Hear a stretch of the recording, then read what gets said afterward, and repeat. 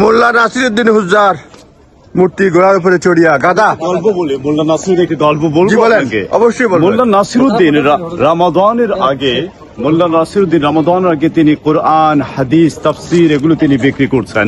তারপরে দেখা গেল হঠাৎ রমাদান শেষ হয়ে যাওয়ার পরে তিনি দেখা যায় সেই মসজিদের সামনে দাঁড়িয়ে এভাবে তিনি হাতুড়ি, তারপরে লোহা, কাঠ এগুলো বিক্রি করছেন।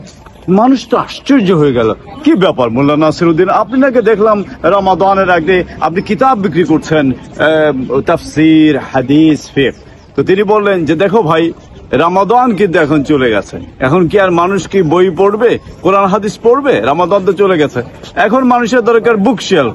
সেজন্য আমি বুকশেলফের সরঞ্জাম আমি বিক্রি করছি, যাতে করে মানুষ বুকশেলফ তৈরি করে এখানে বই টই রাখতে পারে, কারণ রমাদান শেষ, পড়া শেষ। ধন্যবাদ।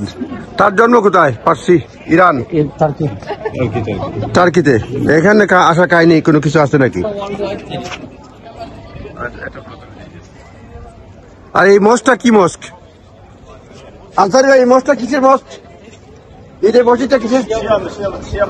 শিয়া মাদ্রাসা। এই পিছনে এটা মোল্লা নাসিরউদ্দিন। এটা ঘোড়া না, এটা ঘোড়া না গাধা?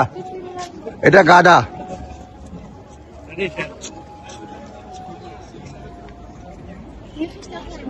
এইখানে বাজার, ওল্ড বাজার, ট্রেডিশনাল বাজার, বিভিন্ন এলাকার লোকজন রয়েছে। গাদার উপরে বসে আছে মোল্লা নাসিরউদ্দিন।